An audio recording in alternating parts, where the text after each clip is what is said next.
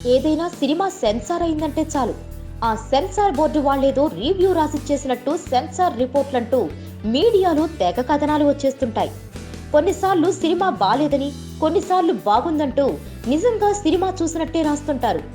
ఒక్కోసారి ఈ లాటరీ రాతల్లో వాళ్ళు చెప్పింది కాని నిజమైతే ముందే చెప్పాం కదా అంటూ గప్పాలు కూడా చెప్పుకుంటారు. ఇంతకీ ఇప్పుడు ఏ సినిమా రిపోర్ట్ల గురించి చెబుతున్నారంటే డిసెంబర్ 9న రాబోతున్న రామ్ చరణ్ ధృవ రిపోర్ట్ల గురించి రాసేస్తున్నారు. రామ్ చరణ్ అదరగొట్టాడని, సురేందర్ ఇరగదీశాడని ఎవరికి వాళ్ళు కీబోర్డులు అరగదీసేస్తున్నారు.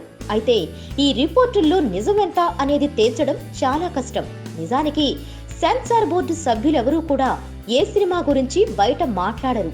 ప్రతి సినిమా బాగుందని ఆ సినిమా బృందాన్ని ఫార్మల్ గా కంగ్రాచులేట్ చేస్తుంటారు. కానీ వాళ్ళ రొటీన్ రియాక్షన్ కి కాస్త నిమ్మకాయ జత చేసి మన వాళ్ళు పులిహోర కలిపేస్తుంటారు. ఫలానా సైట్ లో ఇలా రాశారంటే వాళ్ళకంటే మనం వెరైటీగా రిపోర్ట్ ఇవ్వాలంటూ వీళ్ళు ఇంకొన్ని జత చేస్తుంటారు.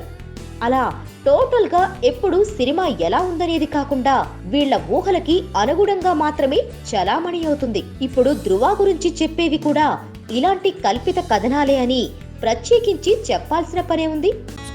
Please subscribe. Hi, it's me Purna. Please subscribe.